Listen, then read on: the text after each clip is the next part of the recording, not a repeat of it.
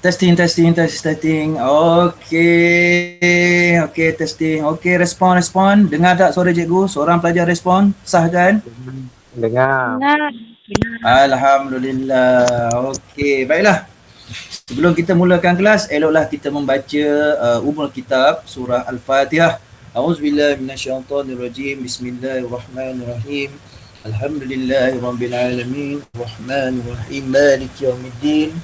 إياك نعبد وإياك نستعين اهدنا الصراط المستقيم صراط الذين أنعمت عليهم غير المغضوب عليهم ولا الضالين آمين الحمد لله رب العالمين والصلاة والسلام على أشرف الأنبياء والمرسلين وعلى آله وصحبه أجمعين نحمده ونستعينه ونستغفره ونعوذ بالله من شرور أنفسنا ومن سيئات أعمالنا من يهده الله فلا مضل له ومن يضلله فلا هادي له اللهم صل وسلم على سيدنا محمد وعلى آله وصحبه أجمعين أما بعد Assalamualaikum warahmatullahi wabarakatuh kepada semua student 5AF yang cikgu kasih.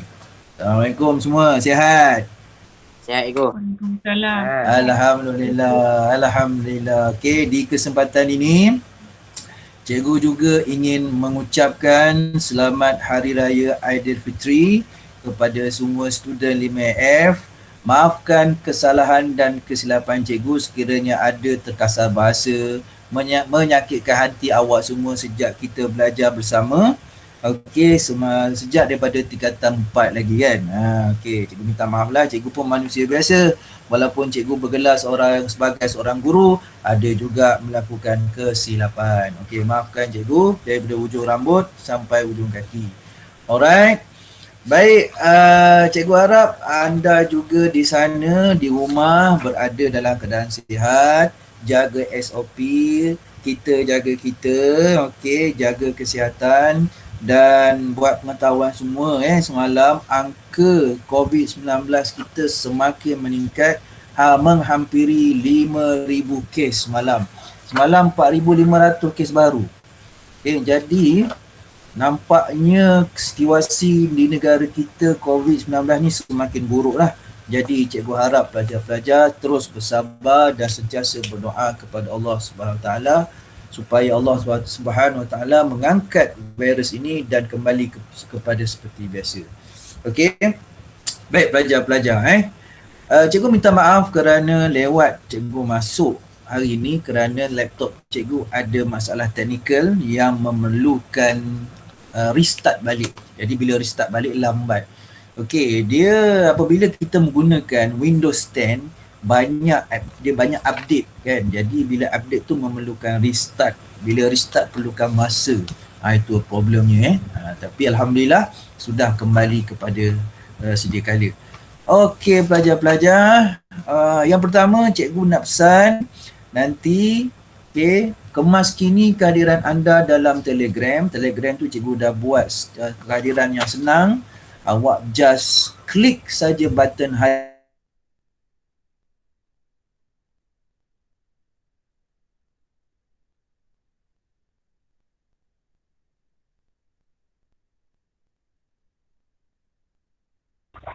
Cikgu? Cikgu. Cikgu?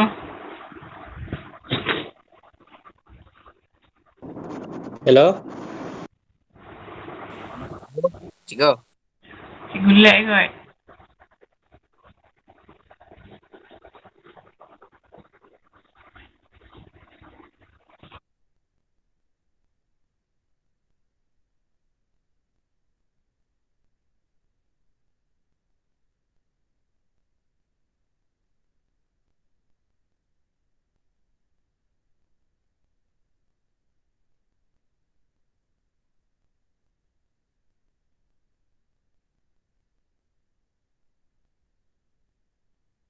Cikgu? Cikgu?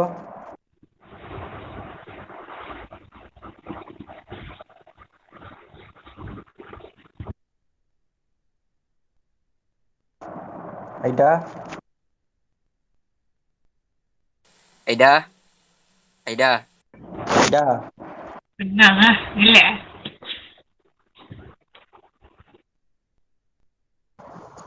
Aida. Aida. Aida.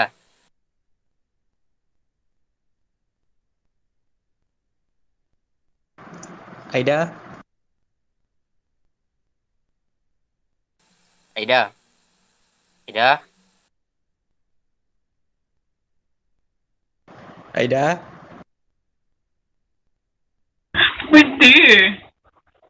Aida.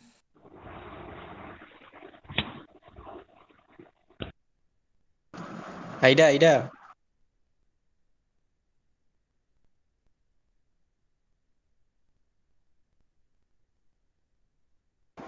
Aida.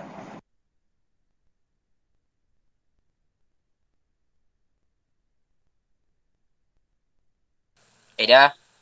Aida. Aida. Dengar suara cikgu. Dengar cikgu. Hello, dengar suara cikgu. Dengar. Hello, dengar. Dengar. Minta maaf, tiba-tiba lost connection sebab internet pula. Cikgu pun tak tahu kenapa lah. Kan? Bayar bil internet mahal dah. Unlimited dah. Cikgu tak tahu sebab apa. Cikgu ada tiga network provider. 3 telco kat sini. Okey? Aduh. Tak apalah. Semoga dipermudahkan urusan kita ni oleh Allah. Okey. Dengar suara cikgu sekali lagi. Respon. Dengar cikgu. Dengar cikgu. Alright, minta maaf lah ya, biasalah kan. Bila kita bermain dengan teknologi gitulah. Okey, baik. Baiklah, okey. Kita sambung pelajaran. Okey, iaitu kalau tak silap cikgu kita masuk okey, kejap. Kita masuk Yang di-Pertuan Agong dan Raja dalam Perlembagaan Persekutuan. Okey, rujuk muka surat 44. Cikgu kongsikan slide-nya di paparan masing-masing. Sebentar.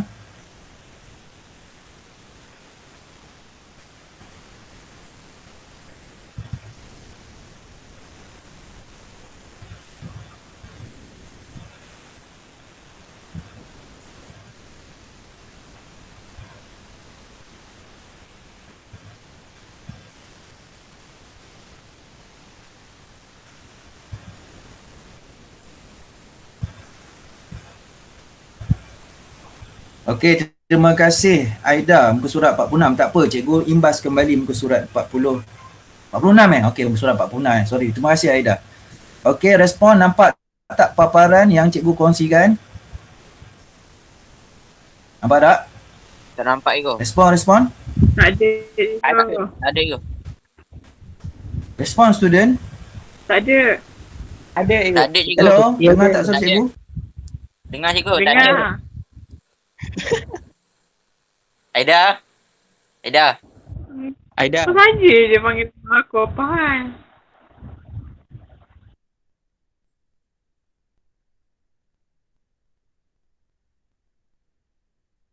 Aida.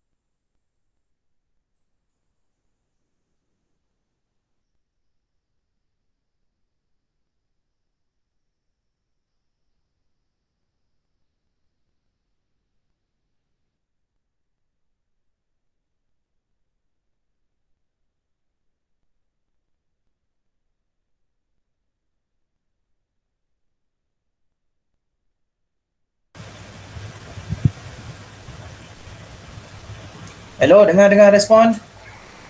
Dengar. Dengar cikgu. Buat hal lagi lah. Apa nama provider. Awak punya okey pula awak pakai apa Awak pakai apa provider apa? Celcom? Messi. Selcom. Maxis, cikgu ada 3. Selcom cikgu ada, Maxis cikgu ada, Yes cikgu ada. Yang tak tahulah, agaknya taman cikgu ni ada problem agaknya. Okey. Tak apalah. Okey, nampak macam mana Okey, jap cikgu kongsikan paparannya, paparan slide tu di paparan masing-masing. Jap kongsi dulu. Muka surat, buku teks, muka surat 46.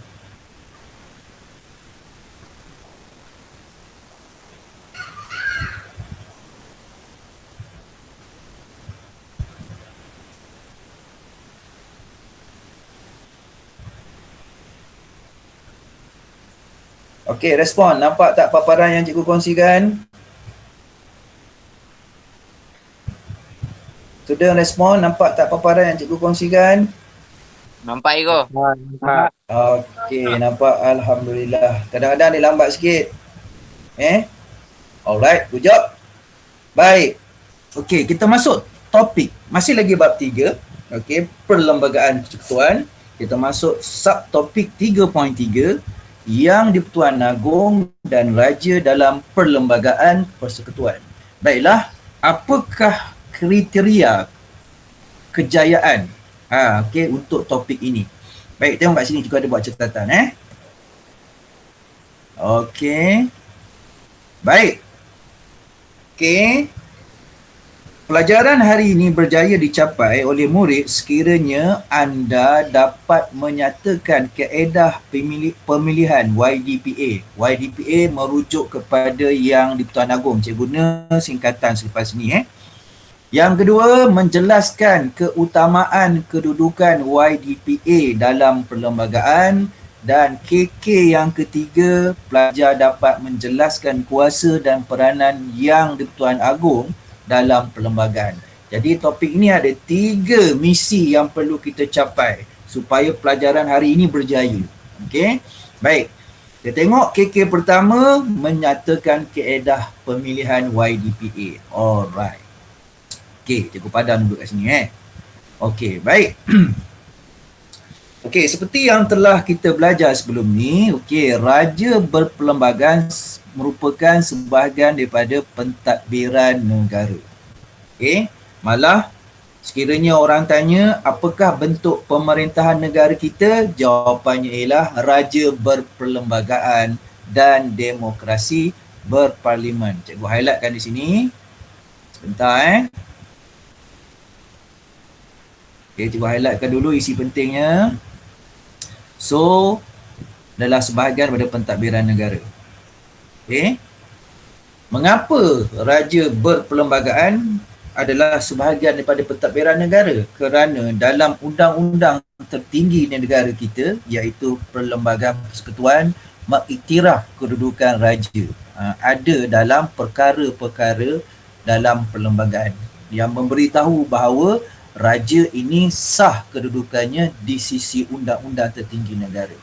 Okey, baik, kita lihat terus kepada institusi yang di-Pertuan Agong di bawah ni Jadi di sinilah kita perlu kena pasti bagaimanakah yang di-Pertuan Agong tu dilantik. Baik. Okey, jawatan yang Pertuan Agong diperkenalkan sejak kita mencapai kemerdekaan pada tahun 1957.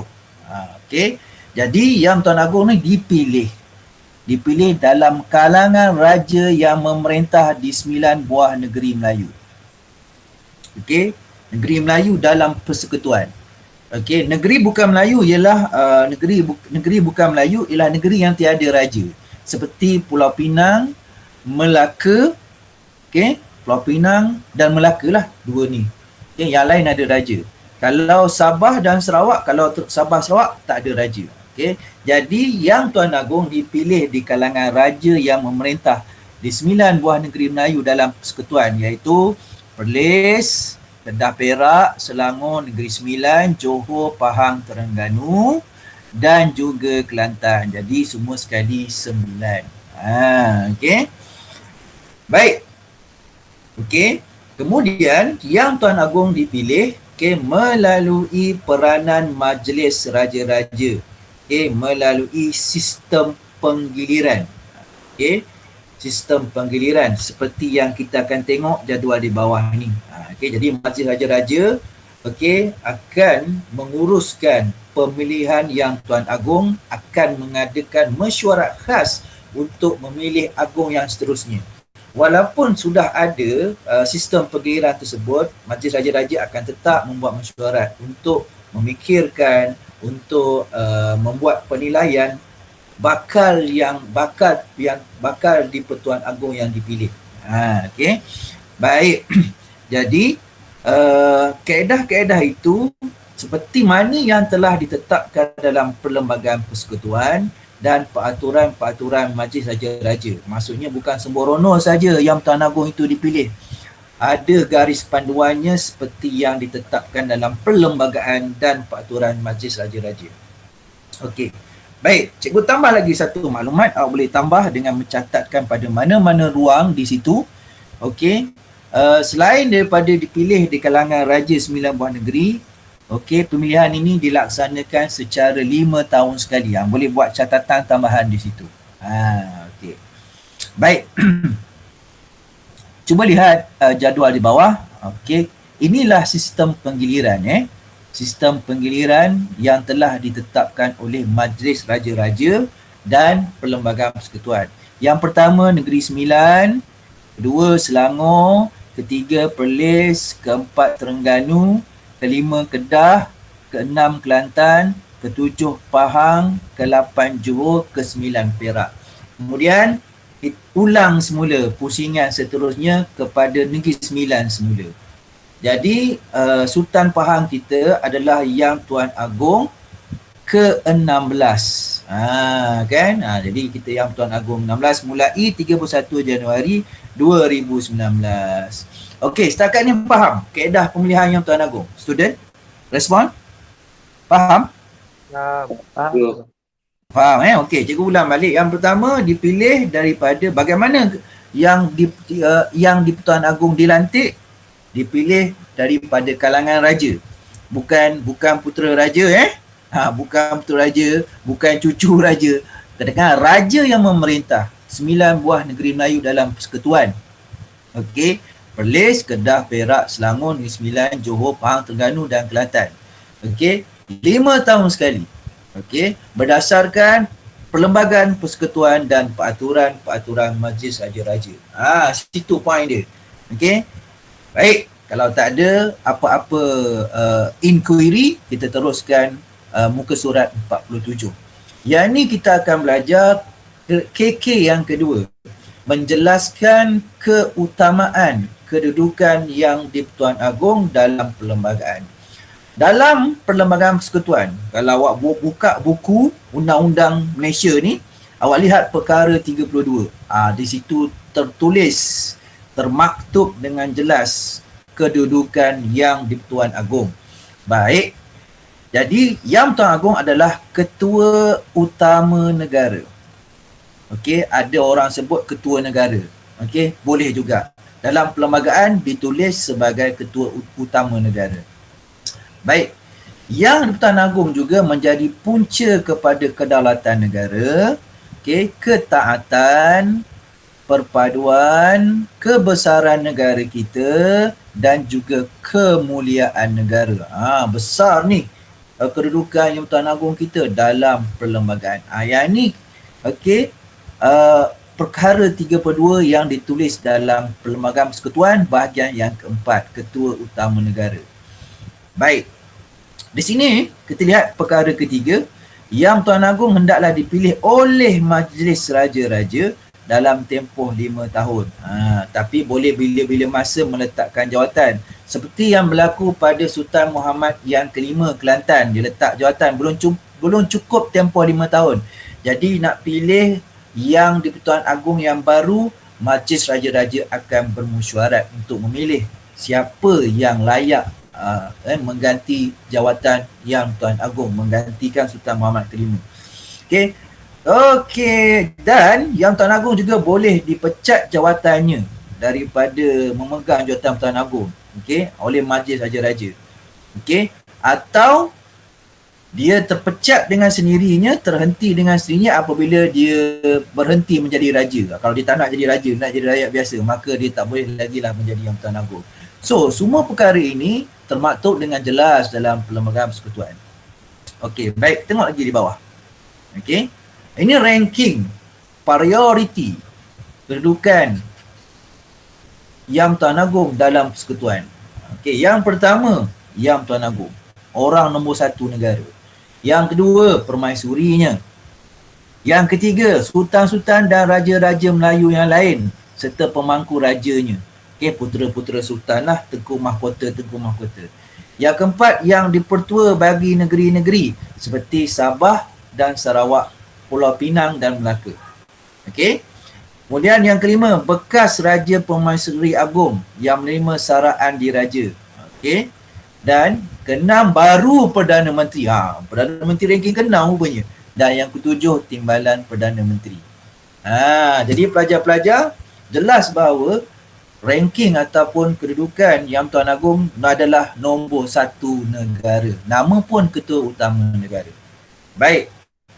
Dalam box warna biru ni, dia buat satu rumusan bahawa institusi beraja merupakan penaung rakyat melangkaui semua agama, bangsa, budaya dan fahaman politik. Okey, jadi kita sebagai rakyat Malaysia perlu memartabatkan institusi beraja kerana institusi ini menjadi lambang kedaulatan negara. Okey, settle untuk KK yang kedua, iaitu menjelaskan keutamaan kedudukan Tuan Agong. Jadi imbas kembali, jadi Yang Tuan Agong adalah ketua utama negara, punca kedaulatan, ketaatan, perpaduan, kebesaran dan kemuliaan negara. Kemudian yang dari segi rankingnya, senarai keutamanya, Yang Tuan Agong diletakkan nombor 1. Nombor 2, Raja Permaisuri. Nombor 3, sultan-sultan dan raja-raja Melayu negeri lain dan pemangku raja negeri. Okey, kemudian yang tua bagi negeri. Kemudian bekas Raja Permaisuri Agong, Perdana Menteri dan Timbalan Perdana Menteri. Okey, pelajar-pelajar, setakat ni ada masalah untuk topik 3.3. Setakat ini. Respon ataupun ada soalan? Silakan. Okey, pelajar-pelajar respon. Faham. Faham senang simple je, banyak gambar je kan. Banyak gambar, banyak maklumat saja. Okey, baik. Kalau tak ada apa-apa, kita teruskan dengan merujuk buku teks muka surat 48 Kuasa Yang Tuan Agong. Jadi untuk ini, okey, pelajaran ini tercapai apabila pelajar dapat menjelaskan kuasa dan peranan Yang Tuan Agong dalam perlembagaan. Baik. Jadi kita kena tahu, sebagai rakyat Malaysia kita kena tahu apakah kuasa Yang Tuan Agong. Lebih-lebih lagi dalam era masa kini, yang mana kita tahu kerajaan kita ni masih lagi tidak stabil. Dalam beberapa tahun lepas berlakunya pertukaran kerajaan secara tiba-tiba kan. Jadi ini memerlukan kebijaksanaan Yang Tuan Agong. Okey. Untuk memastikan kestabilan politik negara kita terkawal dan terjamin keselamatannya. Baik. Okey, kalau kita lihat dalam muka surat 48 dan 49, Agong mempunyai kuasa dari segi kuasa eksekutif, kuasa perundangan dan kuasa kehakiman. Maksudnya, buat catatan tambahan, Agong mengetuai eksekutif. Eksekutif ni kuasa pelaksana. Okey, buat catatan tambah. Ni boleh buat kurungan eksekutif pelaksana, perundangan dan kehakiman. Okey, itu sebab Yang Tuan Agong letak di tempat tinggi. Okey, kita lihat kuasa eksekutif badan pelaksana. Okey. Okey, Yang Tuan Agong bertindak mengikut nasihat Jemaah Menteri. Oleh kerana Yang Tuan Agong ni adalah raja berperlembagaan, baginda tidak boleh bertindak sendirian. Tindakan baginda mestilah mengikut bidang kuasa seperti yang telah ditetapkan oleh perlembagaan. Jadi Yang Tuan Agong bertindak mengikut nasihat Jemaah Menteri. Namun dalam perkara atau kes-kes tertentu, Yang Tuan Agong boleh bertindak sendirian atau menggunakan budi bicaranya. Sebagai contoh. Sebagai contoh melantik Perdana Menteri dan Jemaah Menteri. Baik. Yang Tuan Agong tak boleh suka-suka melantik Perdana Menteri. Tak boleh Perdana Menteri yang dilantik perlu daripada parti yang menang dalam pilihan raya. Parti yang menang dalam pilihan raya akan mencadangkan kepada Agong calon menjadi Perdana Menteri. Dan cadangan nama itu akan diserahkan kepada Yang Tuan Agong. Yang Tuan Agong akan panggil bakal ataupun calon Perdana Menteri dan juga menteri-menteri yang lain untuk mendengar pandangan dan nasihat baginda. Di situ barulah baginda membuat keputusan sama ada mahu menerima calon tersebut atau menolak. Okey. Faham tak setakat tu? Faham? Faham. Student faham? Okey, faham. Okey, respon kalau awak tak faham, awak ada perkara yang tak faham, kemusnah respon terus. Boleh mencela, minta maaf je saya nak tanya. Okey, jangan malu-malu, jangan segan-segan Alright.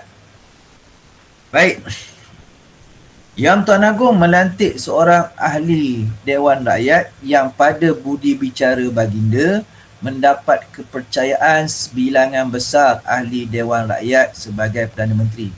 Yang ni cikgu jelaskan tadi. Apabila sesebuah parti itu menang dalam pilihan raya, maka wakil rakyatnya menanglah. Dalam parlimen tu banyaklah wakil rakyat parti yang menang. Parti yang menang ni akan menjadi kerajaan. Jadi ahli Dewan Rakyat ni yang akan mencadangkan calon untuk menjadi Perdana Menteri kepada Yang di-Pertuan Agong. Okey, selalunya dalam dewan ni, dewan ni bila parti tersebut menang besar dalam pilihan raya, maka Dewan Rakyat tu banyaklah wakil rakyat daripada parti yang menang. Jadi parti yang menang ni selalunya parti yang menang ni lah yang mencadangkan calon Perdana Menteri kepada Yang Tuan Agong. Yang Tuan Agong kemudian menggunakan budi bicara baginda untuk melantik calon Perdana Menteri tersebut. Okey, apabila Perdana Menteri telah dilantik, Perdana Menteri yang dilantik tu akan mencalonkan menteri-menteri yang akan berkhidmat dalam kerajaan, dan senarai menteri-menteri ini akan diserahkan kepada Yang Tuan Agong untuk diperkenankan. Begitulah keedahnya. Baik, selain itu Agong juga melantik jawatan penting.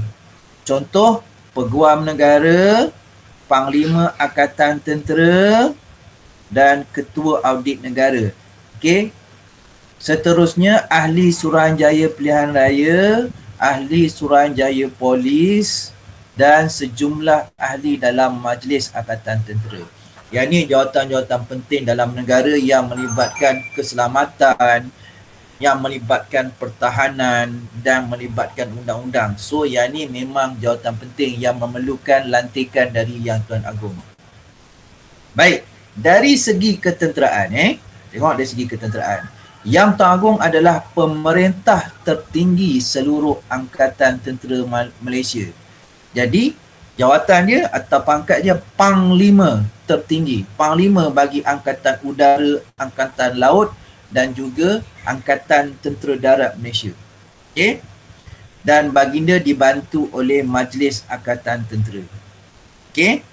So, hal ehwal ketenteraan seperti tata tertib, pentadbiran Angkatan Tentera, senjata, gerakan ketenteraan, operasi, semuanya di bawah kuasa Yang Tuan Agong. Baik, diplomatik. Diplomatik ni adalah hubungan luar negara Malaysia. Jadi wakil Malaysia ke luar negara akan dilantik oleh Yang Tuan Agong. Namanya diplomat. Diplomat ni wakil dalam bahasa Melayu. Bahasa Inggerisnya diplomat. Dan Yang Tuan Agong juga menghadap diplomat asing sebelum mereka mula menjalankan tugas di Malaysia. Sebagai contoh, apabila kedutaan, katakanlah kedutaan itu bersara, contohnya kedutaan British, okey, pegawai ketua duta British di Malaysia bersara, so digantikan dengan pegawai yang baru tu akan menghadap Yang Tuan Agong. Begitulah. Alright, itulah bidang kuasa Yang Tuan Agong dalam eksekutif. Tak boleh lebih daripada tu. Ini sahaja yang telah digariskan. Tak boleh lebih daripada tu. Inilah namanya raja berperlembagaan. Raja yang bertindak mengikut undang-undang yang telah digariskan. Baik, kita lihat seterusnya badan pelaksana ke atas. Muka surat 49 Okey, yang ni. Kuasa perundangan. Okey, Yang Tuan Agong memperkenankan sesuatu rang undang-undang RUU yang melalui proses pembentangan Dewan.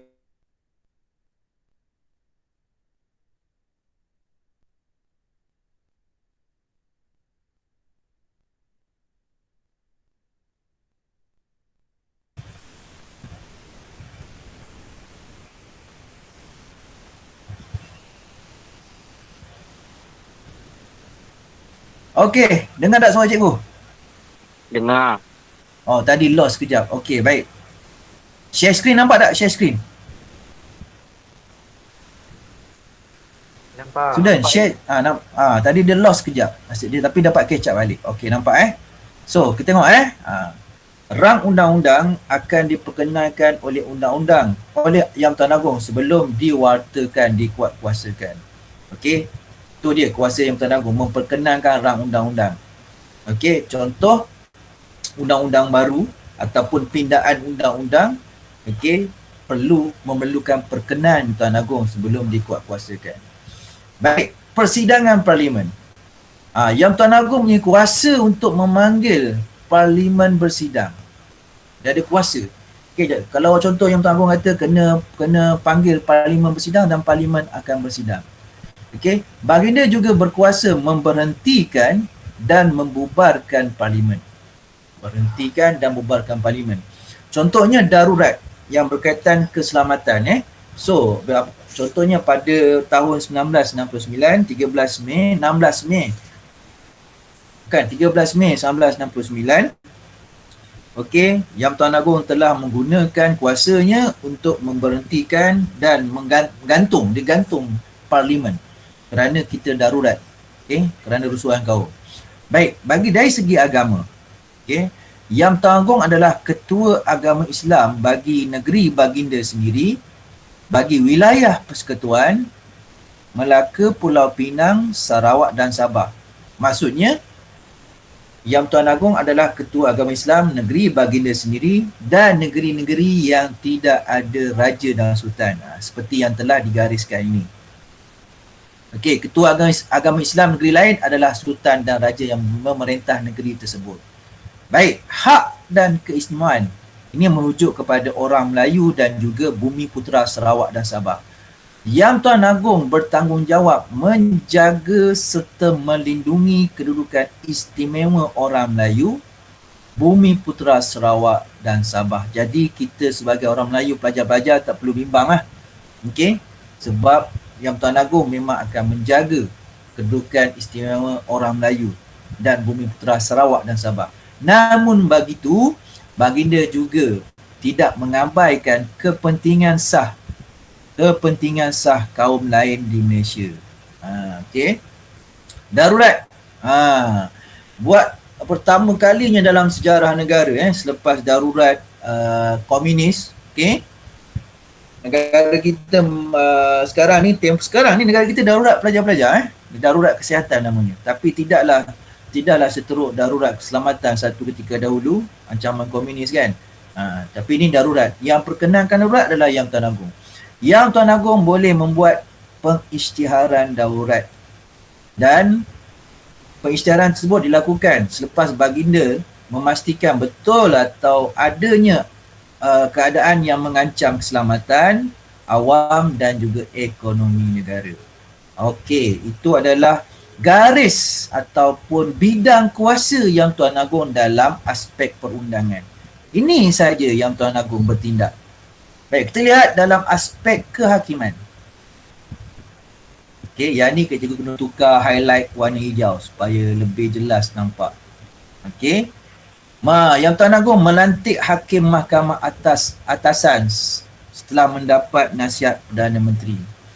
Okey, dan setelah dipertimbangkan oleh Suruhanjaya Pelantikan Kehakiman dan berunding dengan Majlis Raja-Raja.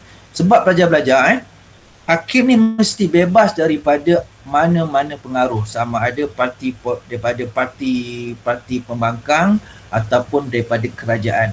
Dia kena bebas. So, yang Tuan Agung adalah individu yang sesuai melantik hakim ini supaya hakim ini tidak terpengaruh dengan mana-mana kerajaan maupun pembangkang.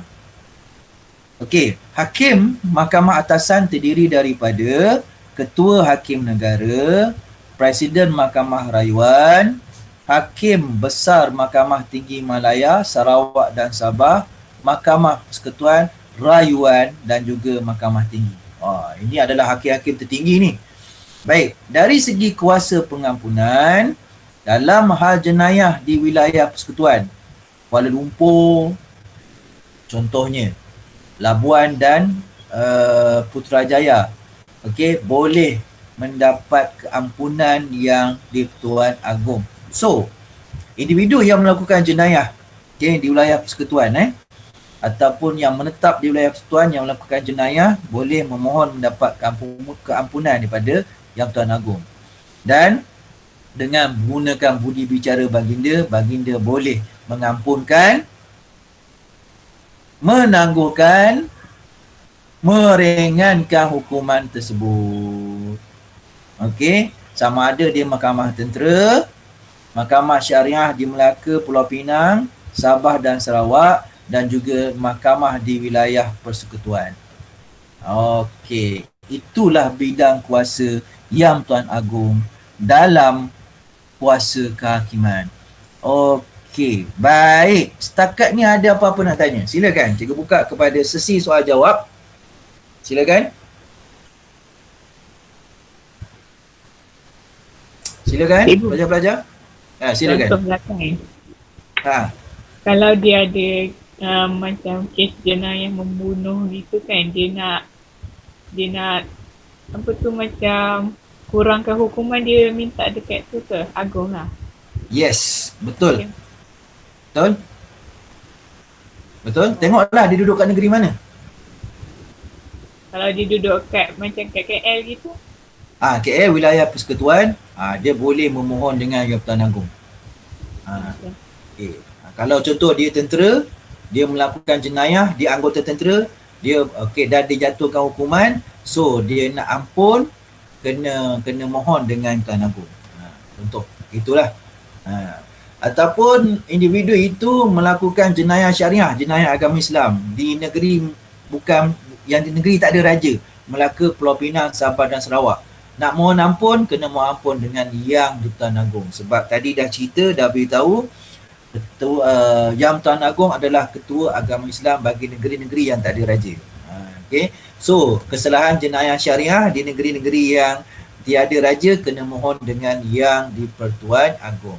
Okay, good job Aida. Yang lain ada nak tanya, silakan. Menarik bab-bab ni. Okay, kita belajar politik supaya kita tahu. Okay, student tanya. Sesi soal jawab, sesi pertanyaan.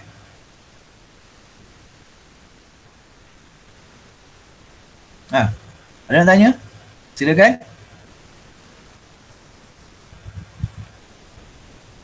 Ada yang tanya atau tidak? tak ada. Tak ada, okey. Okey, kalau tak ada kita teruskan topik 3.3. Sorry, 3.4. Amalan demokrasi dan pengasingan kuasa. Sebenarnya cikgu ada tulis sini catatan note, tetapi oleh kerana laptop cikgu restart balik hilang dah. Cikgu tak sempat save tadi. So, okey, baik.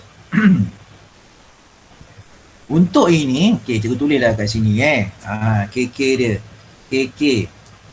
Pelajaran hari ini berjaya dicapai sekiranya anda dapat, okey, tengok yang pertama. Apa misi pelajaran untuk topik 3.4 ni? Pelajar dapat merasionalkan. Okey. Okey, kedaulatan berada di tangan rakyat. Tu dia. Dalam amalan pilihan raya. Okey, dalam amalan pilihan raya. Okey.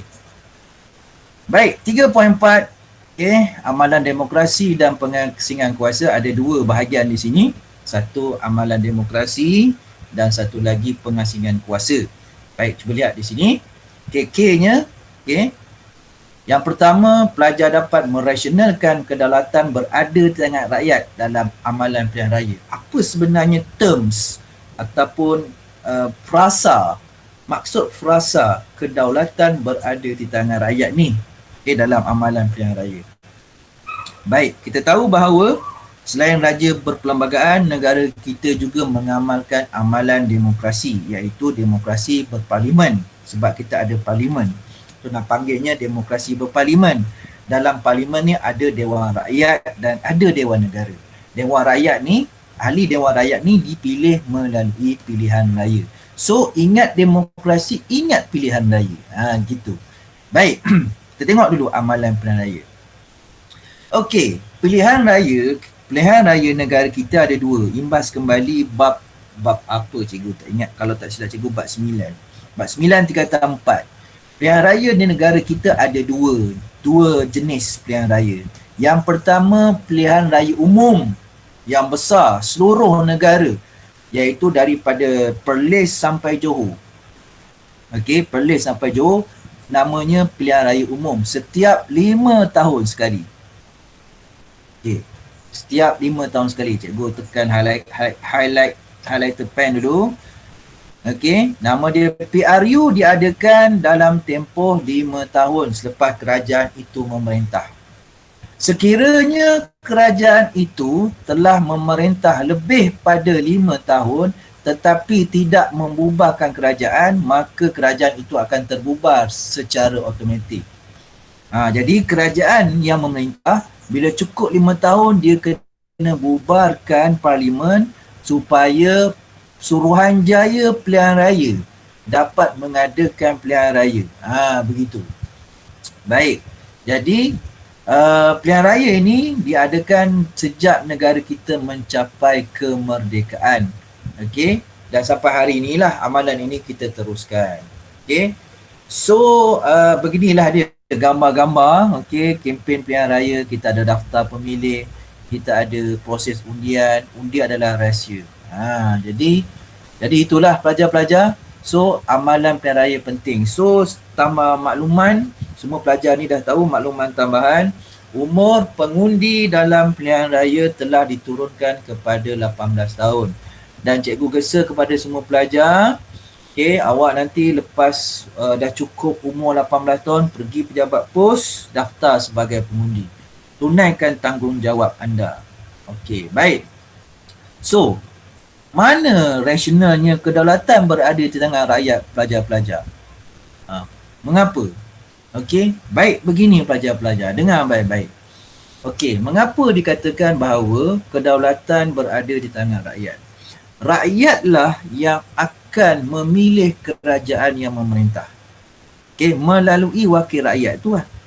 Okey, rakyat, kuasa rakyat sebenarnya. Rakyat keluar mengundi, rakyat pilih atau pangkap wakil yang dipilih, itulah kuasa rakyat. Bermaksud di tangan rakyat ni ada kedaulatannya. Rakyatlah yang akan pilih siapa yang nak memerintah negara. Sekiranya rakyat tidak terlibat dalam pilihan raya, bagaimana kerajaan yang baik nak dipilih? Macam tu. Itu maksudnya kedaulatan berada di tangan rakyat. So rakyatlah yang bijak menilai, okey, yang mana baik dan yang mana buruk untuk negara. Okey, dia kata parti ini bagus, okey, memperjuangkan sekian. wakil rakyatnya baik, berwibawa, boleh mentadbir negara dengan cemerlang, okey, pilih. Pilih wakil rakyat ni, pilih parti ini untuk menjadi kerajaan. So rakyat boleh mengekalkan kerajaan sedia ada atau menukarkan ke kerajaan lain. Itulah maksudnya kedaulatan di tangan rakyat. Bagaimana caranya? Dengan mengundi wakil rakyat dalam pilihan raya umum atau pilihan raya kecil. Pilihan raya kecil ni berlaku apabila kematian wakil rakyat, kawasan parlimen atau kerusi adun tu kosong kerana berlakunya kematian ataupun letak jawatan ataupun dipecat. Ada 3 keadaan yang menyebabkan PRK, pilihan raya kecil berlaku. Yang pertama, kematian. Yang kedua, pemecatan. Yang ketiga, letak jawatan sebagai wakil rakyat. So, kena buatlah PRK, pilihan raya kecil. Yang ni tak semestinya 5 tahun sekali. Yang ni kena ikut keadaan. 3 keadaan itu tadi. Okey, baik. Ada nak tanya tentang pilihan raya, amalan pilihan raya ini? Silakan pelajar-pelajar. Silakan.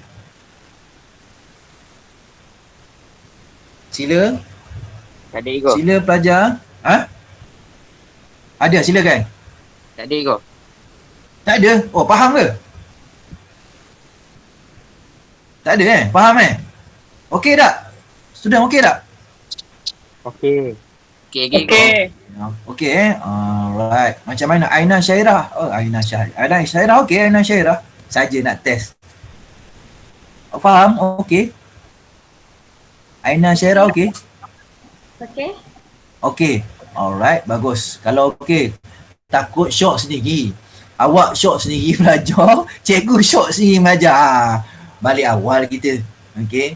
Baik, kalau dah okey tak apa, baguslah. Bagus. Okey, lama kita sampai pukul 12 ni. Baru pukul 11. Okey, baik. Okey, baik. Sebagai rakyat dalam sebuah negara demokrasi, kita sewajarnya memahami kepentingan pilihan raya untuk memberikan mandat untuk membentuk kerajaan. Okey, jadi kita sebagai warga negara perlulah mengundi apabila sampai waktunya. Itulah tanggungjawab dan hak yang perlu kita tunaikan supaya dapat memilih pemimpin yang berwibawa dan dapat mencorakkan pemerintahan demi kemakmuran negara. Jadi apabila parti tersebut menang dalam pilihan raya, maksudnya ramai rakyat yang pilih parti tersebut. So, kita tak boleh salahkan. Okey. Sebab parti tu menang dalam pilihan raya. Maksudnya pilihan majoriti rakyat Malaysia. So, parti tersebut itulah yang akan menjadi kerajaan. Begitu. So, undi kita ni menentukan kedaulatan negara kita, pelajar-pelajar sebenarnya. So, rakyat jugalah yang akan tukar kalau tak puas hati. Tukar dengan apa? Dalam pilihan raya. Bukan buat demonstrasi jalanan ataupun rampasan kuasa. Itu salah. Okey, baik. Okey, kita lihat yang seterusnya, kebebasan asasi. Apa itu kebebasan asasi? Yang ni KK yang kedua. Okey. KK yang kedua. Jadi KK yang kedua ni berbunyi, okey, dapat dicapai apabila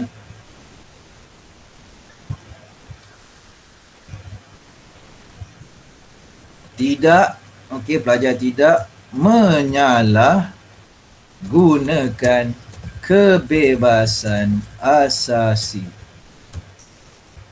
seperti yang telah ditetapkan dalam perlembagaan. Baik. Okey. Okey, ini KK kita yang kedua untuk kebebasan asasi. Pelajar dapat membuat rasionalisasi,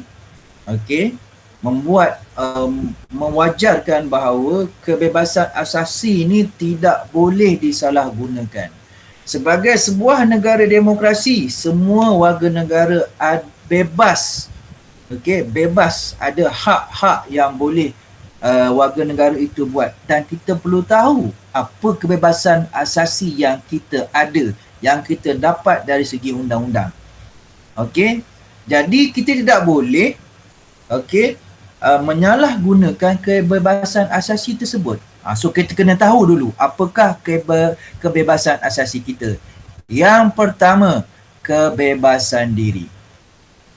Okey, tidak boleh seseorang diambil nyawanya atau dilucut kebebasan dirinya kecuali mengikut undang-undang.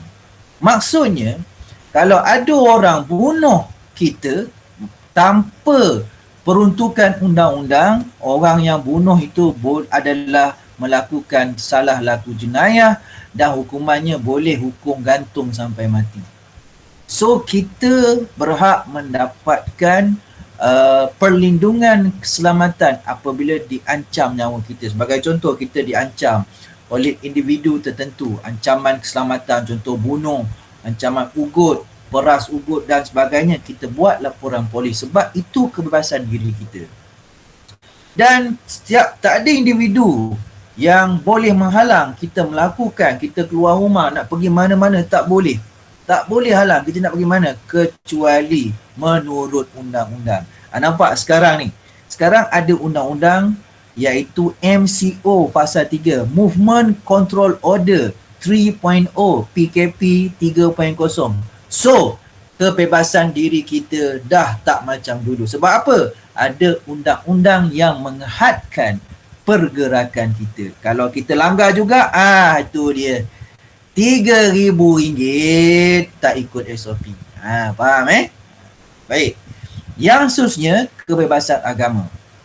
Dalam persekutuan, menetapkan Islam adalah agama persekutuan. Di nombor 1, yang paling utama. Namun begitu, penganut agama lain boleh mengamalkan agama masing-masing tanpa paksaan kena peluk Islam. Okey, tanpa paksaan kena peluk Islam. Baik. Yang ketiga, hak berkenaan dengan pendidikan.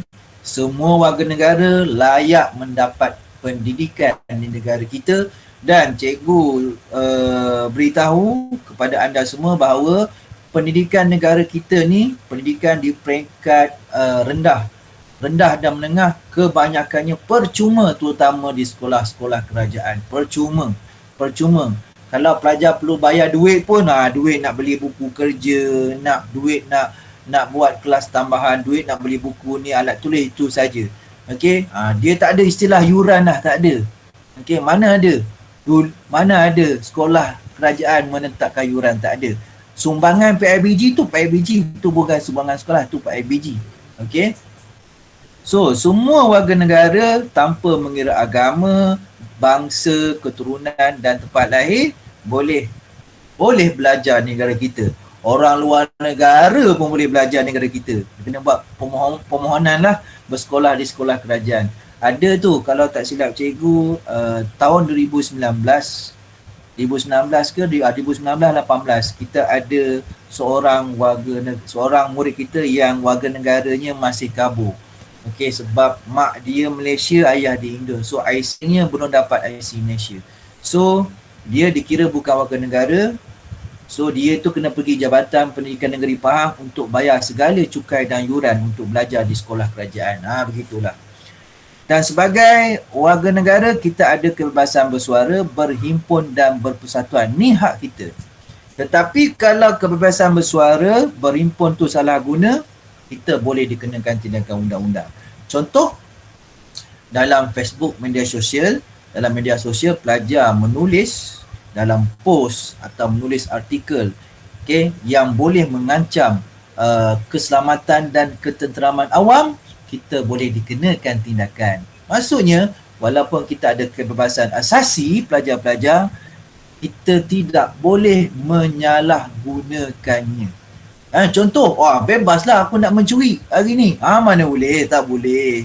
Kita kebebasan asasi kita seperti yang telah ditetapkan dalam perlembagaan. Okey pelajar-pelajar, itu tentang kebebasan asasi. Ada berapa ni? Ada 4. Okey pelajar-pelajar. Okey. Di sini ya, seperti yang cikgu cakap ni, tidak bersifat mutlak, ingat ya, tertakluk pada sekatan dan undang-undang yang digubal oleh Parlimen Malaysia. Gitu dia. Okey, baik. Ada nak tanya tentang kebebasan asasi, cikgu buka kepada soalan. Silakan. Cikgu, Silakan. Siapa Siapa ni? saya Aina Syaira. Aina Syairah. Silakan tanya soalan. Kebebasan diri tu kalau yang bunuh tu orang pesakit mental dia kena apa-apa ke cikgu? Tindakan. Oh, yang bunuh tu pesakit mental. Ini lain. Pesakit mental yang bunuh, betul. Okey, baik. Okey.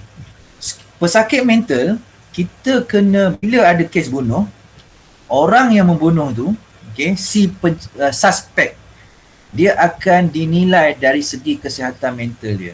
Okey. So, nak sahkan bahawa suspek ini ada penyakit mental adalah doktor. Doktor pakar, bukan doktor biasa. Jadi, doktor pakar akan memeriksa suspek tersebut dan sahkan bahawa suspek ini sama ada dia ada penyakit mental ataupun dia adalah manusia normal. Gitu. So, apabila dia manusia normal, maka dia dikenakan hukuman seperti yang telah ditetapkan dia ada di bawah undang-undang. Kalau dia mental, maka dia tidak bersalah kerana dia memang dia punya akal fikirannya tidak waras. So dia tak boleh dikenakan tindakan.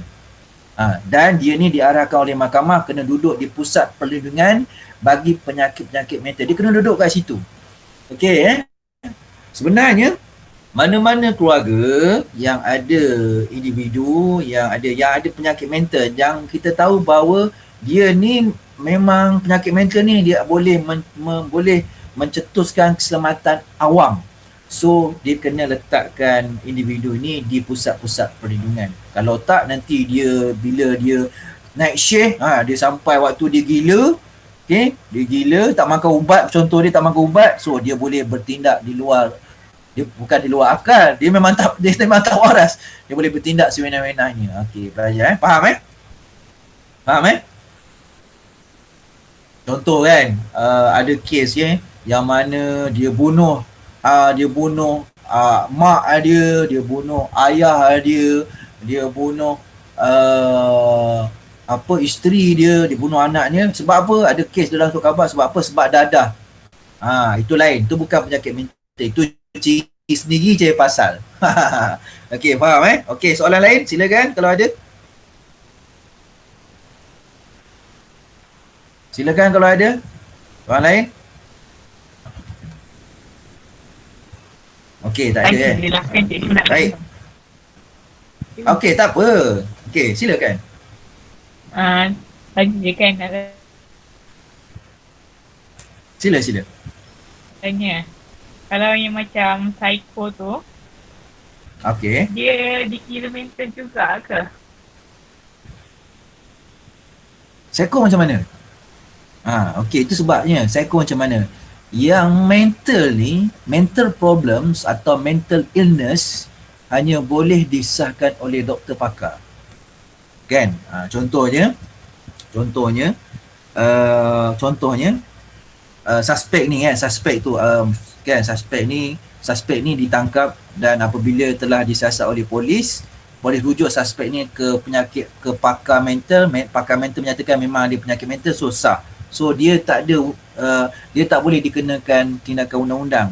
Dan ada juga penyakit mental ni kan, orang ni bila tak makan ubat dia ada penyakit mental, bila makan ubat dia macam manusia normal. Semua ni ditentukan oleh doktor pakar masing-masing.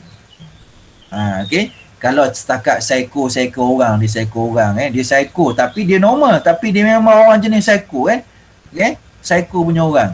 Okey. Dia normal. So dia dikenakan tindakan seperti biasa. So psycho, mental, penyakit mental, tak mental, dia psycho ni semuanya kena dapat pengesahan daripada pakar mental. Dia ada doktor pakarnya. Gitu. Okay, sebab ada juga yang suspek tu, kalau kita baca berita-berita tentang jenayah kes bunuh, ada juga suspek dia beritahu kepada mahkamah, saya pada ketika itu saya diserang oleh penyakit gila sawan. Nampak? Jadi mahkamah tu dia akan arahkan bahawa suspek tu diperiksa secara terperinci oleh doktor pakar. Doktor pakar akan keluar satu laporan perubatan kepada mahkamah dan mahkamah akan menilai sama ada suspek itu perlu dijatuhkan hukuman atau tidak. Faham Macam itulah cerita dia. Begitulah. Okey, satu lagi cikgu nak tambah contoh persatuan contoh persatuan. So, awak nak join persatuan, apa-apa persatuan boleh. Tetapi jangan persatuan-persatuan yang telah diharamkan atau salah di sisi undang-undang. Contohnya awak masuk persatuan-persatuan pengganas, contoh IS, Daesh, apa lagi? Abu Sayyaf. Antara persatuan cikgu sebutkan, ini persatuan yang kerajaan Malaysia isytiharkan pengganas. So masuk persatuan ni kena tangkap lah. Ataupun awak cuba hidupkan semula persatuan ataupun pertubuhan komunis. Awak nak cuba hidupkan balik. Boleh dikenakan tindakan. Alright. Baik, contoh awak nak bebas bersuara boleh. Awak pergi dekat Maidin, pergi atas pentas Maidin tu, awak cakap lah apa saja boleh, tak ada masalah. Jangan cakap perkara-perkara yang sensitif dan melanggar peraturan negara. Awak cakap tentang, contoh awak cakap ataupun mengutuk Yang Tuan Agong, institusi Yang Tuan Agong, mengkritik atau awak mempersoalkan isu-isu sensitif dengan terbuka agama Islam. Kenapa agama Islam menjadi agama rasmi? Agama ni patutnya, bahasa Melayu patut ditukar. Yang ni tak boleh. Isu-isu sensitif ni kita tak boleh suarakan secara publik, tak boleh. Tidak boleh sama sekali. Jadi kebebasan asasi yang kita dapat ni bukannya bersifat mutlak. Ada undang-undang, ada batasannya. Faham ya pelajar-pelajar? Silakan kalau ada lagi nak tanya. Cikgu. Ya, silakan. Saya nak tanya kalau macam dalam mahkamah dia macam jatuh bersalah kan? Ada yang macam hak penjagaan yang untuk hak penjagaan. Tu kira dikira Kanak-kanak. hak asasi ke? Macam kita layak Hak penjagaan macam mana? dapat. Contoh macam kalau kita bersalah tu macam dijaga. Kalau kita bersalah. Baik. Ini Pak, tak apa, saya faham. Awak kena faham kebebasan ni maksud kita bebas buat apa saja. Tetapi kebebasan ni tidak bersifat mutlak, ada batasannya. Kita kena tahu batasannya. Itu sebab kita belajar 4 ni. Kebebasan diri, agama, hak berkenaan pendidikan dan kebebasan bersuara. Apabila seseorang itu telah melanggar kebebasan diri ni, dia telah melanggar batasan atau sempadan, maka dia boleh dikenakan tindakan undang-undang lah. Contohnya kita bunuh orang. Kita bunuh orang dan mahkamah telah membuktikan kita bersalah. Bukti semua cukup. So, kita tak boleh buat apa-apa lagi dah. Tak boleh nak minta perlindungan kecuali yang di Pertuan Agong. Boleh mohon. Tak boleh. Bagi. Hak penjagaan ni.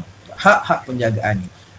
Baik. Selalunya hak penjagaan ni diberikan kepada kanak-kanak juwana yang belum cukup umur lagi. Itu dapat hak penjagaan. Contohnya berlakunya penceraian antara pasangan itu, maka tak nak siapa jaga, so hak penjagaan tu boleh kepada Jabatan Kebajikan Masyarakat ataupun kepada ibu ataupun kepada bapa.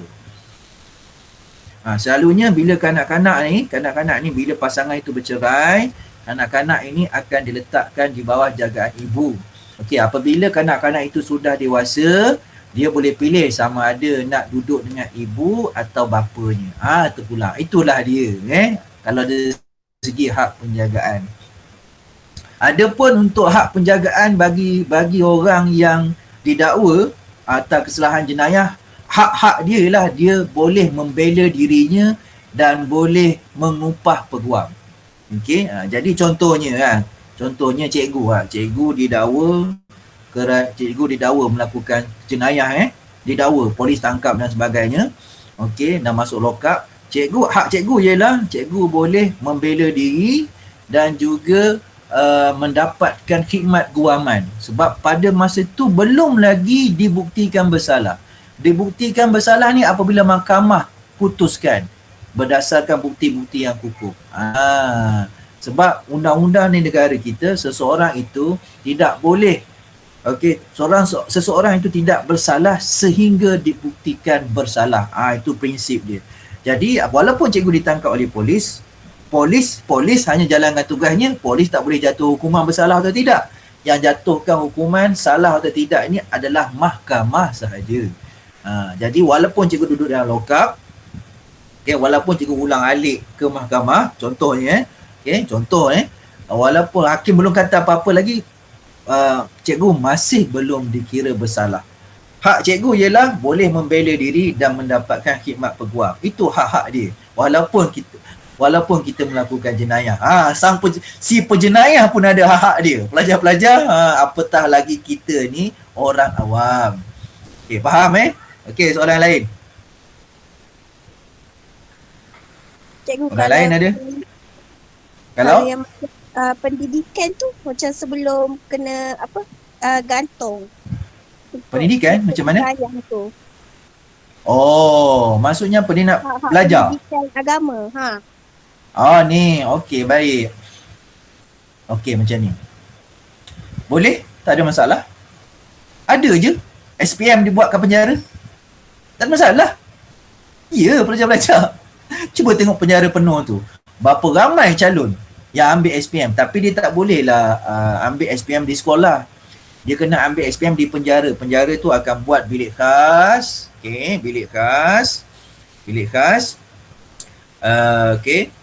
Dalam bilik khas tu lah diadakan peperiksaan SPM khusus untuk banduan-banduan. Banduan-banduan yang menjalani hukuman kan. Dia boleh, banduan pun boleh memohon kepada pihak penjara nak belajar. So di penjara tu ada sekolah. Penjara ada upah guru mengajar di penjara, ada. Panduan boleh mengambil subjek-subjek tertentu. Boleh, tak ada masalah. Boleh pelajar-pelajar. Ada. Okey, soalan lain kalau ada. Ada je banduan dapat diploma? Ada banduan dapat diploma, ada. Okey, silakan. Tak ada? Okey tak setakat ni? Boleh follow?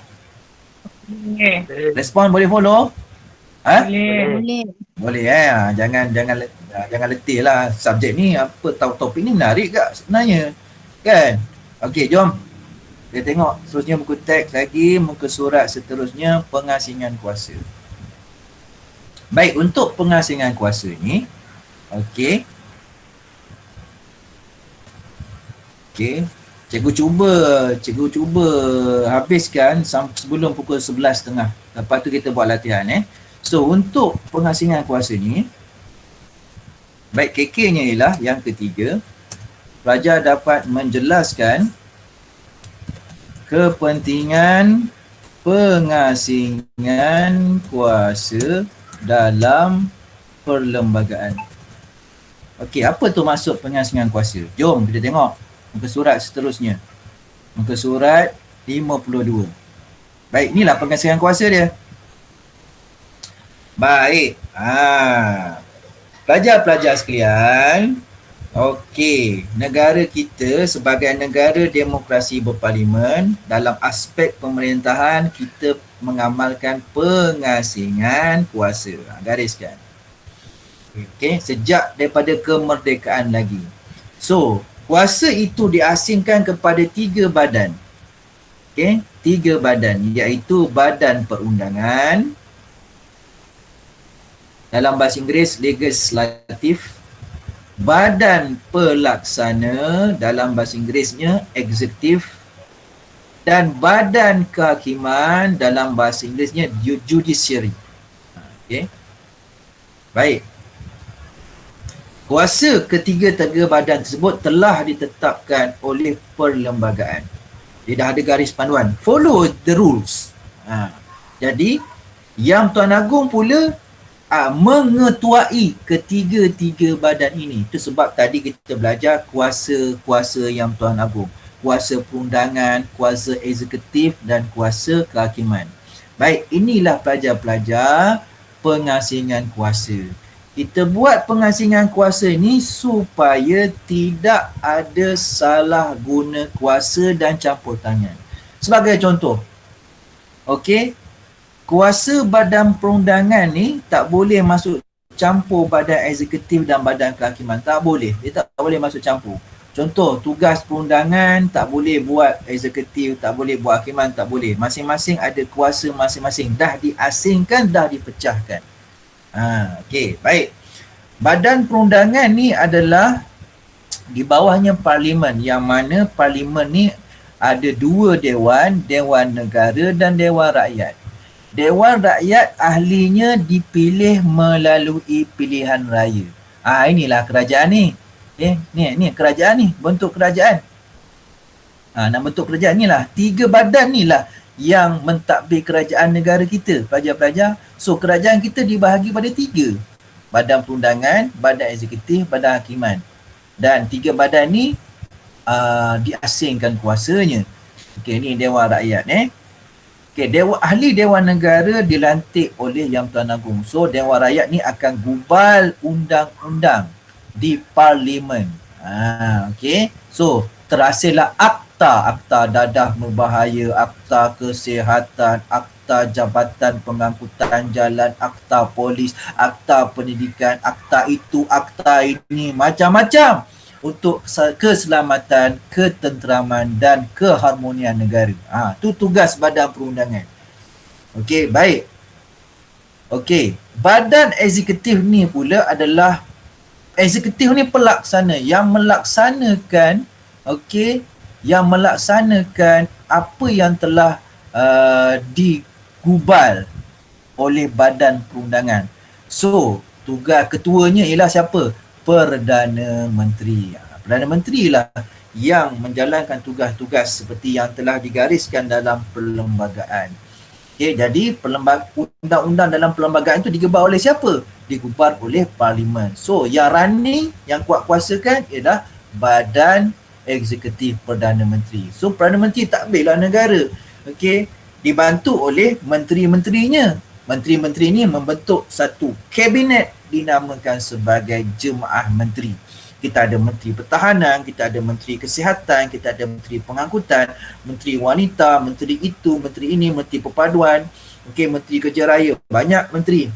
Okey, Menteri Kanan. Sekarang ni Menteri Pertahanan tak ada, kita ada Menteri Kanan Pertahanan, Menteri Kanan Keselamatan.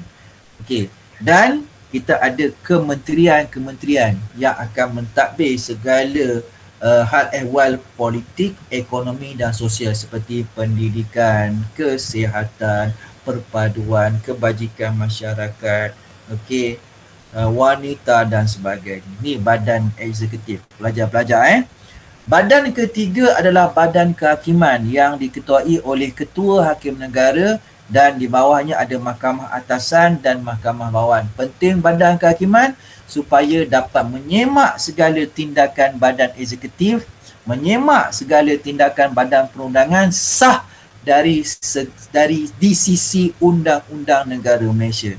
Sekiranya badan perundangan atau badan eksekutif tindakannya tidak sah oleh undang-undang, maka terbatal. Badan kehakiman lah yang akan cek, dia akan balance, dia akan cek semula segala tindakan badan eksekutif dan juga tindakan badan perundangan supaya tidak bercanggah dengan perlembagaan.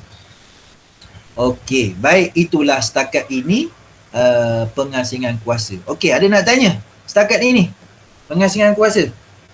Buka pada soalan.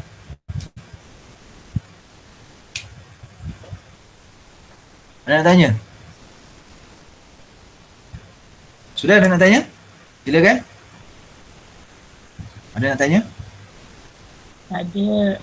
Tak ada, okey. Baik, kalau tak ada kita teruskan. Okey, bawah ni badan perundangan. Okey, baik.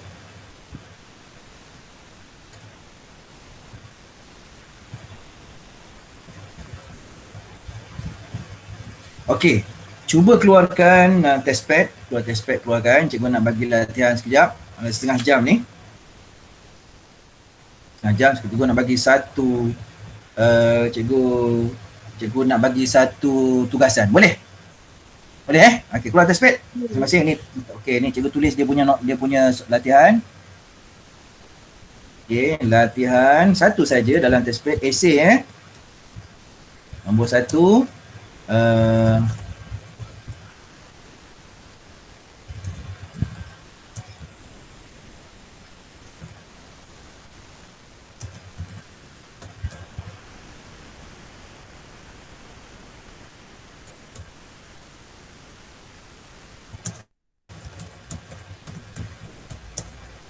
Okey, ni dia. Bincangkan lampang markah, cikgu ambil soft copy balik, masuk dalam Word. Okey, besarkan.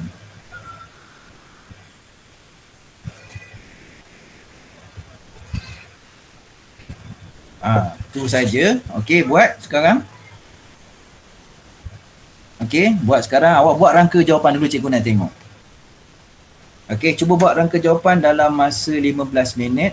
Okey, sampai pukul 11, sampai pukul 9.40. Okey, 9.40, 10 hingga 15 minit. Lepas tu, cikgu nak tengok awak punya rangka jawapan draft. Okey, poin-poin dulu tak apa. Okey, boleh? Okey, buat dulu Rangka dulu. Sebelum kita buat jawapan full. Okey. Baik, cikgu serahkan kepada anda untuk buat draft bagi jawapan tersebut. Okey, jawapan soalan tersebut. Okey, silakan. Kita buat dulu Kebebasan asasi tidak patut disalahgunakan. Bincangkan. Macam mana kita nak jawab ni? So, di sini bincangkan maksud jawapan anda boleh meluas. Dia tidak spesifik kepada mana-mana kriteria ataupun ciri-ciri. So, awak boleh letakkan mengapa jawapan. Awak boleh letak jawapan mengapa kita tidak boleh salah gunakan kebebasan asasi. Awak juga boleh menyokongnya dengan apa berlaku sekiranya kebebasan asasi itu disalahgunakan. So, dia jadi kesan-kesan kebebasan asasi. Okay? Mungkin kesan kepada negara, kesan kepada rakyat. Okay? Awak juga boleh bagi cadangan macam mana kebebasan asasi ini kita boleh capai di negara kita. So, dia punya skop jawapan dia luas. Luas skop jawapan dia. Okey. Baik, silakan fikirkan dahulu draft jawapannya. Lepas tu cikgu nak tengoklah. Okey, 11.40 lebih kurang gitu. Okey. Cikgu nak tengok jawapan anda, draft-draftnya Okey, silakan. Boleh belajar. Okey tak? Okey. Okey ambil test pad Okey, baik. Cikgu tunjuk balik soalan dia ni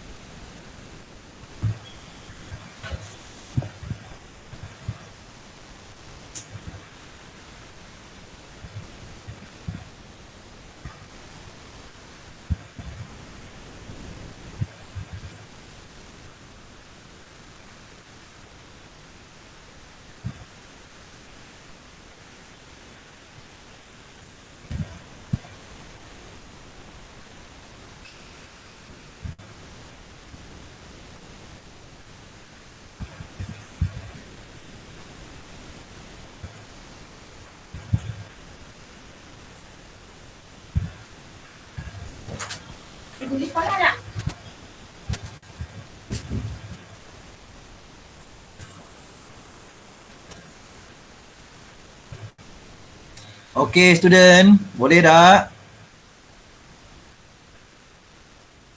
Okey, boleh.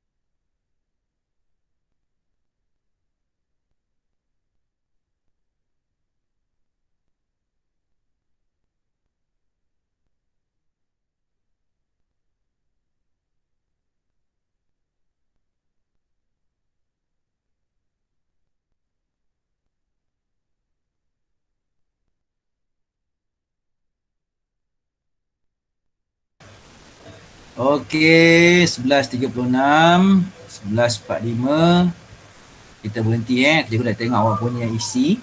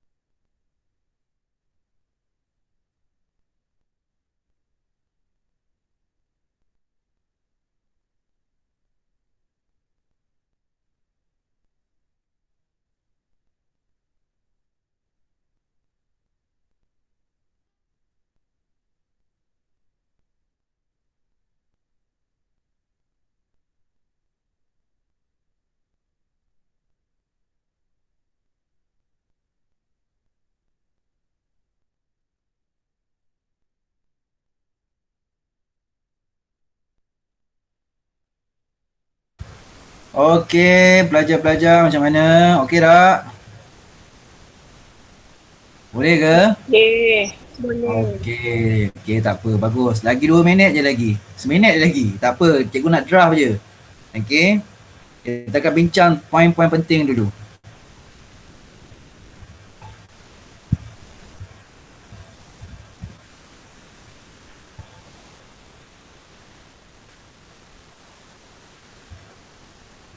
Okey, caranya ialah yang dah siap, just snap you punya jawapan, crop elok-elok dan masukkan dalam grup Telegram kita. Dan cikgu akan review one by one sampailah pukul 12 yang mana sempat. Okey, draft-draft itu saja, cikgu akan review, cikgu akan komen dan buat ulasan. Okey, yang dah siap boleh terus upload you punya jawapan, snapshot, okey. Ambil Cikgu, gambar, crop elok-elok, masukkan dalam Telegram. dia buat Ya, saya. point ni. Dia buat point ni, cikgu. Ya, draft. Okey. Point boleh, tak ada masalah. Okey. Draft kan? Draft je, cikgu nak draft saja. Kalau cikgu kalau nak buat jawapan penuh kena setengah jam. Kena 20 minit hingga setengah jam baru betul dapat jawapan penuh. Okey? Okey, tapi sebenarnya kalau awak nak tahu soalan esei ni, satu soalan esei ada 3 pecahan. So, 3 pecahan itu awak kena jawab dalam masa setengah jam kalau you nak tahu A, B, C. So, kita kena berlatih bagi setiap soalan esei itu, kita cuba latih untuk jawab dalam masa lebih kurang 7 hingga 8 minit. Okey, 7 hingga 8 minit jadi kena berlatih lah. Ataupun 10 minit, 10 kan, 10 minit. Okey, awak kita kena latih tu sebab nak peksa tak lama lagi InsyaAllah bulan 12 ni. Okey, sambil-sambil tu, okey, cikgu masih menunggu dalam Telegram kelas kita ni masih lagi belum ada yang hantar. Boleh hantar, dah mula hantar, cukup berhenti buat draft, tu hantar, cikgu akan review one by one. Okey, Ismat dah hantar. Kalau boleh crop bagi besar. Yang ni cikgu tak nampak ni. Ismat crop kan, ni gambar besar, crop hanya jawapan sahaja. Crop elok-elok. Tahu kan crop kan? Boleh buat kan crop elok-elok. Bagi cikgu nampak besar. Okey. Crop elok-elok supaya nampak besar, kemudian hantar. Okey, dah boleh berhenti dah menjawab dah, boleh hantar. Cikgu nak review one by one ni. Kita tengok sama-sama.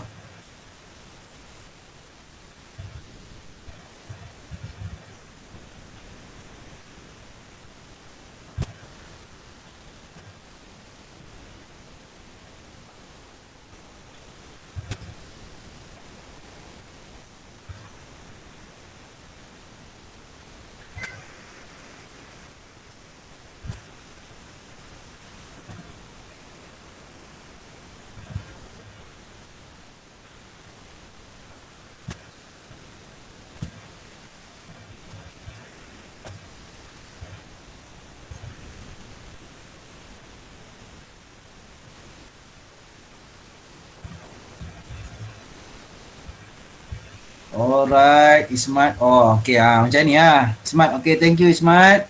Okay, good job. Oh, Ismat terus jawapan lengkap. Good job Ismat. Okay, very good. Okay, tak apa. Kita tunggu yang lain. Okay, hantar. Cikgu nak review ni. Hantar, tak apa. Tak siap, tak apa. Hantar je dulu. Patutnya awak dah siap dah ni. Sepatutnya lah. 10 minit kan. Buat draft saja. Okay.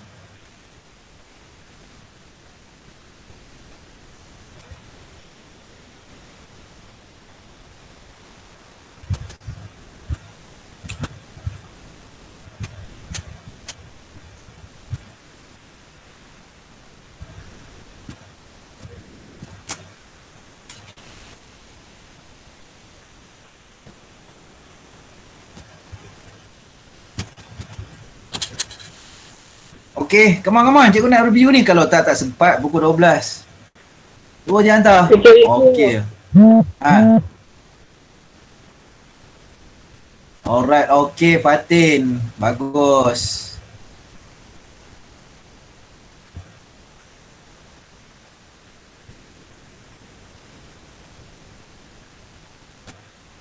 Okey, good Fatin. Apa berlaku? Okey, ni kesan ni. Siapa ni? Akif. Okey, ni kau kesan.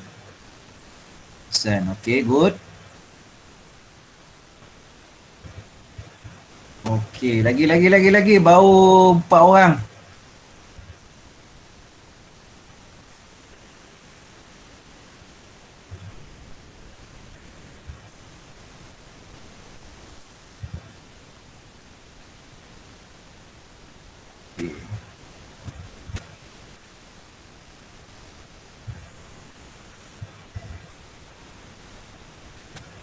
Bagus.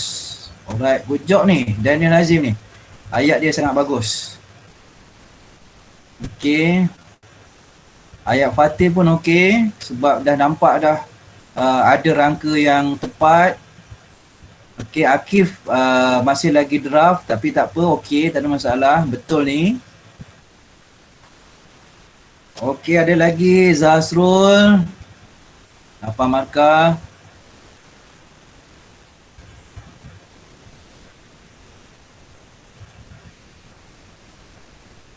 Okey.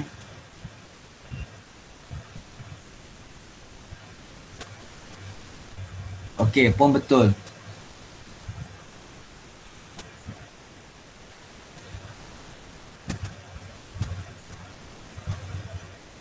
Okey. Alright.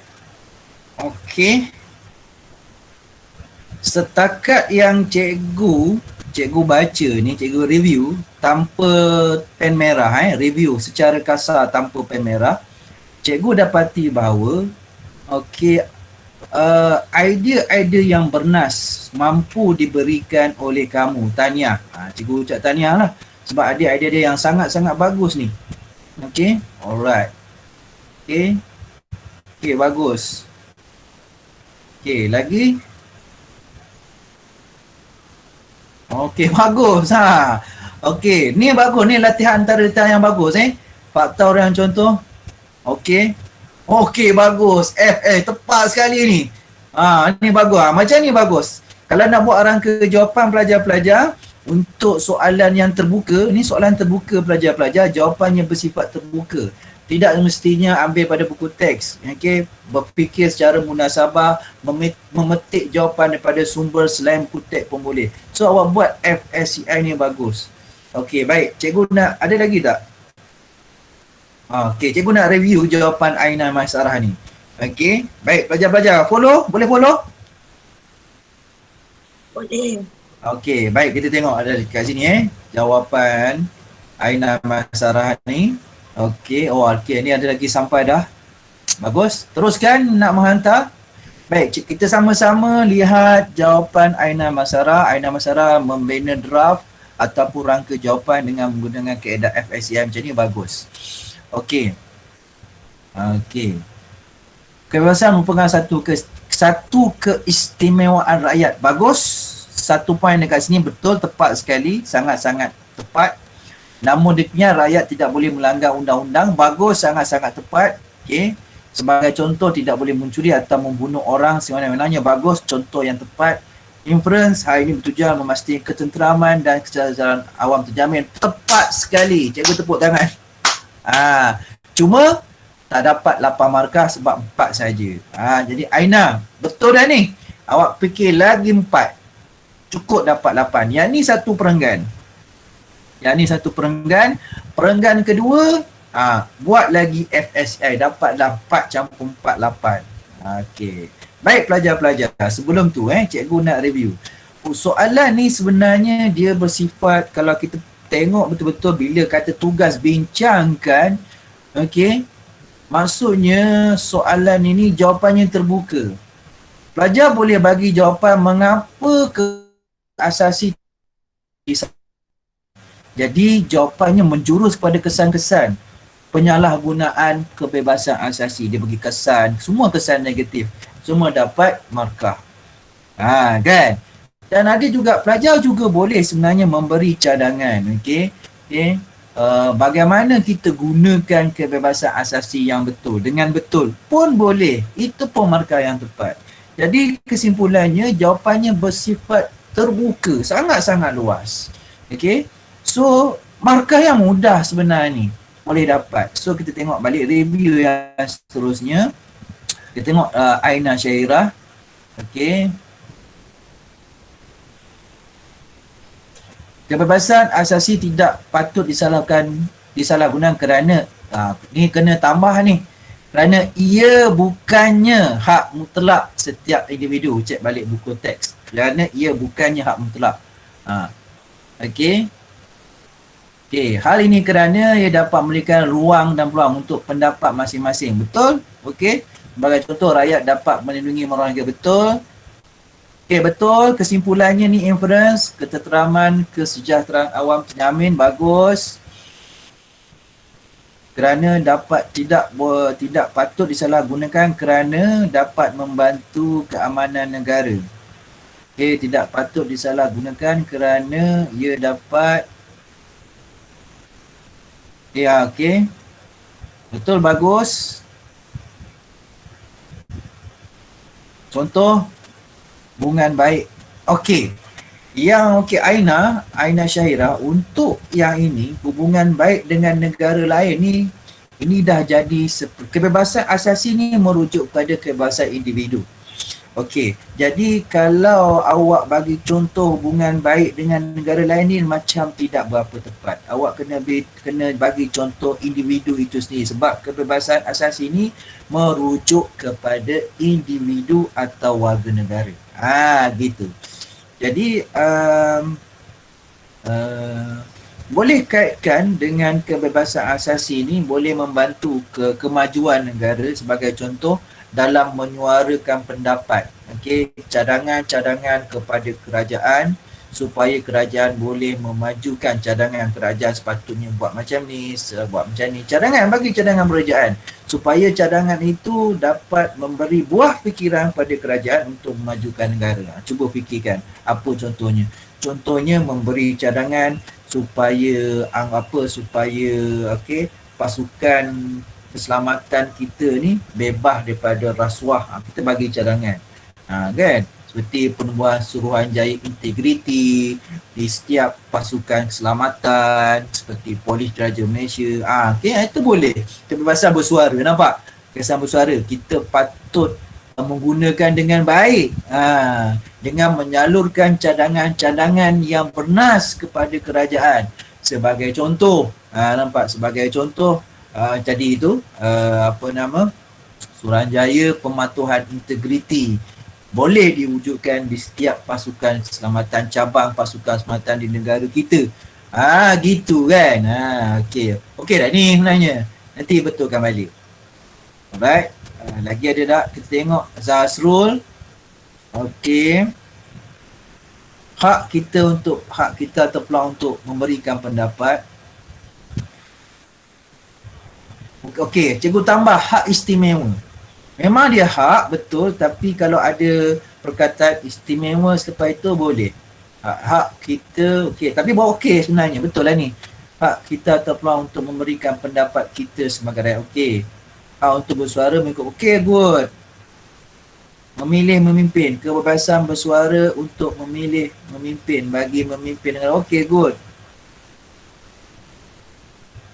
Okey, cuma inference tak ada, ini bukan inference ni. Inference je tak ada. Okey, tapi tak cukup 8 markah ni Zazrul, tambah lagi.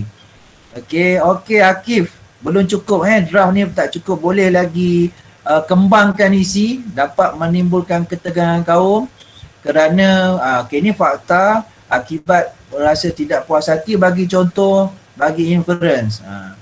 Berlaku rusuhan kaum, ini boleh masuk dekat sini. Ini boleh huraian lanjutan di atas ni. Ketidakadilan antara kaum. Yang ni boleh jadi contoh. Kan? Okay, ni boleh jadi contoh. Ni semua berkaitan antara satu sama lain. So, Akif awak kurang kembang isi. Draft huraian tak ada. Kena tambah lagi Akif boleh ni. Okay. Yang ni bagus Fatih ni.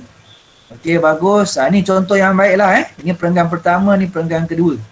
Okay, dia ada fakta huraian contoh isi. Good. Sangat bagus. Okay. Okay, bagus. Okay, good. Okay. So far so good, outstanding Fatin. Ni jawapan, boleh tengok jawapan Fatin. Ada faktor yang contohnya. Okey. Okey, tak sempat lah cikgu nak review semua, sudah pukul 12. Okey, good. So, students, okey, cek balik masing-masing, adakah anda draft anda cukup 8 markah. Yang dah cukup, rasa cukup, okey, tukar draft anda itu kepada jawapan yang lengkap. Okey, yang dah bagi jawapan lengkap macam ni, okey, cikgu akan semak. Ni cikgu akan semak yang dah lengkap macam ni. Ni dah lengkap ni, cikgu akan semak. Tak perlu buat lagi. Yang draft ni, awak tukar draft ni kepada jawapan yang lengkap. Pastikan, kalau boleh, tunjukkan, persembahkan delivery jawapan yang matang. Okey, ada nak tanya setakat ni? Dah habis dah ni. Okey, ada nak tanya? Okey, cikgu buka, ada soalan terakhir. Ada nak tanya? Okey, setakat ni student. Okey cikgu. Okey okey, kalau okey baguslah. Okey, masa sudah pukul 12, awak pun ada kelas lain, cikgu pun ada kelas pukul berapa? Tengah hari nanti pukul 1 petang nanti cikgu ada kelas. Okey, bolehlah awak berehat sekejap. Okey, kalau ada rehat boleh rehat, kalau ada kelas teruskan kelas. Okey, akhir kata kalau tak ada soalan, kita akhiri kelas kita dengan surah Al-As dan tasbih Al-Fiqarah. Bismillahirrahmanirrahim. Wal-'as innal insana lafi khusr illal ladzina amanu wa 'amilus solihati wa tawassaw bil haqqi wa tawassaw bis sabr. Subhanakallahumma wa bihamdika asyhadu an la ilaha illa anta astaghfiruka wa atubu ilaik. Wa sallallahu alaihi Muhammad wa ala alihi wa sahbihi wa barik wasallim. Alhamdulillahirabbil alamin. Assalamualaikum warahmatullahi wabarakatuh. Kelas kita tangguhkan. Okey, sebelum tu cikgu nak pesan, cuti sekolah nanti 2 minggu. Okey, bermula 1 Jun, cikgu akan adakan kelas untuk cover topik untuk habiskan sampai bab 5 dan juga akan ada seminar menjawab soalan kebat dalam cuti sekolah nanti. Okey, tarikh-tarikhnya cikgu akan berikan kemudian. Okey, yang kedua, jangan lupa lengkapkan tugasan yang cikgu bagi hari ini. Assalamualaikum warahmatullahi wabarakatuh. Bye, jumpa lagi. Terima kasih cikgu. Sama-sama. Sama-sama. Cikgu. Cikgu. Sama-sama. Sama. Okey, okey, sama-sama. Cikgu dah rakam, nanti tengok balik rakaman dalam YouTube, cikgu kongsikan linknya nanti Terima kasih cikgu. Alright.